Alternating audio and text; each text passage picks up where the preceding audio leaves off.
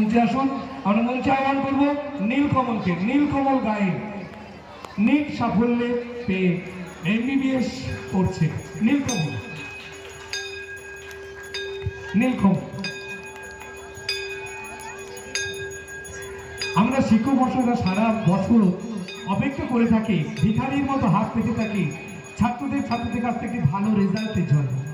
আমি কখনোই বলি না যে আমরা খুব জ্ঞানী, আমরা শিক্ষক।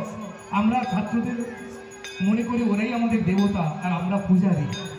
ওরা যদি পুষ্ট হয়, ওরাই আমাদের সমস্ত কর্মে যে স্বীকৃতি, ওরাই হাত ধরে আমাদের দেয়, ফলে ওরাই আমাদের গর্বে। আমরা সমস্ত শিক্ষক শিক্ষিকাকে মঞ্চে আসার জন্য আহ্বান জানাবো। দয়া করে আসুন। আমি প্রথমে নীলকমলকে বলবো যে তার স্বপ্ন, তার অধ্যবসায়, এই বিদ্যালয়ে কাটানোর তার মুহূর্তগুলো সম্পর্কে কিছু বলার জন্য। আমার অত্যন্ত আদরের, অত্যন্ত স্নেহের নীলকমল।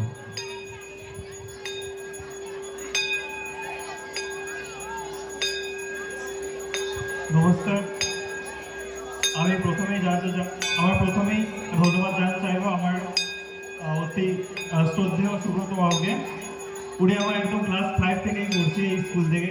প্রথম ক্লাস 5 থেকে এই সমস্ত যে টিচাররা রয়েছে তারা আমাকে প্রচুরই হেল্প করেছেন। এরকম না যে কোনো টিচার, কোনো স্টুডেন্ট এসে ফার্স্ট কোনো কিছু করছে, কোনো একটা টিচারের হেল্প ছাড়া এরকম কিছু হয় না। সমস্ত টিচারই তাকে হেল্প করে একটা সেই মাটির একটা কাদা থেকে একটা মূর্তি তৈরি করা পর্যন্ত। যতটা পরিশ্রম হয় একটা টিচার তার পেছনে থেকে সমস্ত কিছু পরিশ্রমটা করে। আমরা শুধু দেখি যে স্টুডেন্টরা যে সাফল্য পাচ্ছে, এরকম কিছু নয়, সমস্ত টিচারের কৃতিত্ব সমান। আর আমি শুধু বলবো যে আমি ভুবননগরে একদম ক্লাস 5 থেকে ক্লাস 12 পর্যন্ত পড়ছি। প্রতিটা টিচারই আমার প্রিয়, সবাইকে সমানই শ্রদ্ধা করি। আর আমার এই সাফল্যের জন্য টিচাররা তো রয়েছেনই, তার পাশাপাশি আমার মা বাবাও আমার প্রচুরই হেল্প করেছেন। মা বাবা ছাড়া কোনো কিছুই সম্ভব হয় না। কিছু মনে করবেন না, আমি যে কথাগুলো বলছি, আমার যাবে যে 72, মানে 72 পাওয়ার থেকে আমাদের হার্টবিট রেট, কিন্তু আমার এখন চলছে 100 to 120। সেই জন্য কোনো কিছু যদি ভুল হয়ে যায় তো নিজের ছেলের মধ্যে আমাকে ক্ষমা করবেন। আমার একটু ফার্স্ট টাইমে আমি কথা বলছি, এই জন্য কিছু মনে করবেন না। তো বলি, এই যে নিট পরীক্ষাটা আমি যে ক্লিয়ার করেছি, এতে আমার যতটা কৃতিত্ব রয়েছে আমার মা বাবার। তারা ছোটো থেকে যে কষ্টটা আমি যে কষ্টটা পেয়েছি, আমি কষ্টটা আমাকে বুঝতেই যায়নি যে তারা যে কষ্টটা করেছেন আমার জন্য, আমি কখনোই এই কষ্টটা বুঝতে পারবো না। আমার মা বাবা ছাড়াও যারা আমার আত্মীয় স্বজন রয়েছেন, তাদেরও আমার প্রচুর হেল্প করেছেন। তার মধ্যে আমার মামা অন্যতম।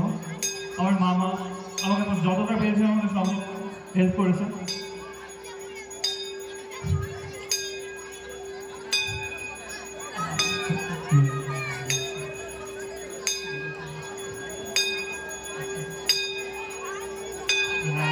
তোমরা যারা ক্লাস 5, 6, 7, 8 যে সমস্ত ছাত্রছাত্রীরা রয়েছে, তোমরা আমার ছোটো ছোটো ভাই বোন, তো তোমাদের উদ্দেশ্যে আমি একটা কথাই বলবো যে তোমরা কঠোর পরিশ্রম করো। পরিশ্রম ছাড়া কোনো কিছু হয় না। যে মেরিট বলে কোনো কিছু নেই, যে আমার থেকে বেশি বুদ্ধিমান, ও কিছু বেশি পড়ে নিচ্ছে, এরকম কিছু ব্যাপার না।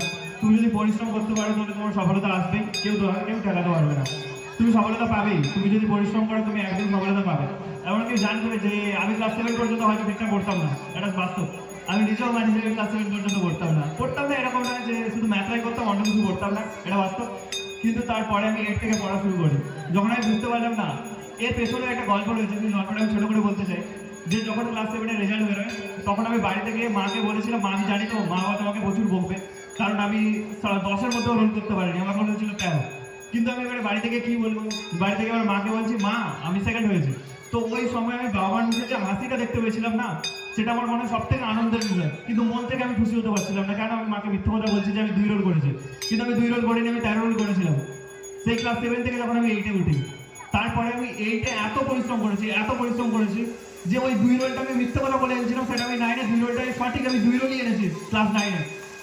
এটাই ওকে একটা ডেডিকেশন, যেটাই আমি তোমাদের কাছ থেকে এক্সপেক্ট করতে চাই একটা আমার ভাই বোনদের কাছ থেকে, যে এরকম ডেডিকেশন নিয়ে পড়ো, যেটা তুমি মিথ্যে কথা বলছো, যেটা তোমার সত্যি করার জন্য এত পরিশ্রম করে, যেন পরের পরে ওটা সত্যিই হয়, এটাই আমি বলতে চাইবো। আর এই মিথ্যে কথাটা এখন হয়তো আমার মা বাবা জানে না, এখানে বললাম তো এখন জেনে যাবে যে আমি মিথ্যে কথাটা বলেছিলাম। ওরা জানতো যে আমার মা জানতো যে আমি ক্লাস 7-এ 2 রোলই করি, কিন্তু আমার রোল ছিল 13। এক্ষুনি হয়তো জেনে যাবে, সেটা কোনো ব্যাপার না। এখন তো করেই দিয়েছি, তো এখন করে যাবে না। আর আমার যারা আমি যে আছে যে আমার সমবয়সী যে সমস্ত বন্ধুরা রয়েছে ক্লাস 11-12-এ, তাদের ক্ষেত্রে আমি এটা বলবো, এইটা কেরিয়ার গড়ার সময়। এইখানে তুমি যত পরিশ্রম করবে তার ফলটা তুমি পাবে। সেই জন্য বলছি তোমরা সমস্ত কিছু, আমি যেমন হচ্ছে আমি 4 বছর কোনো পুজোতে যাইনি, কোনো এমন কোনো দুর্গা পুজো, কালী পুজো কোনো পুজোতে যাইনি, নিজের মাসির বিয়ে ছিল সেখানে পর্যন্ত যাইনি, নিজের পাড়ার পাশে যে গ্রাম পুজো হয়ে গেছে সেখানে পর্যন্ত যাইনি, সব কিছু ত্যাগ। তো এরকম ডেডিকেশন আনো তোমাদের মধ্যে যে সব কিছু ত্যাগ করে তুমি শুধু করবো, তবেই সফলতা আসবে। এর বাইরে কিছু নাই, সবই পরিশ্রম। মেরিট বলে কিছু হয় না, আমি আবার বলবো মেরিট বলে কিছু নেই। ও মেরিট বেসিক স্টুডেন্ট এরকম কিছু হয় না, সবাই সব মেরিট নিয়ে জন্মেছে। যারা একটু প্র্যাকটিস করতে পারবে, বেশি পরিশ্রম করতে পারবে, তারই সফলতা আসবে। তো এই বলে আমার ছোট্ট বক্তব্য সেখানে সম্পন্ন করছি, কিছু ভুল হলে ক্ষমা করবেন।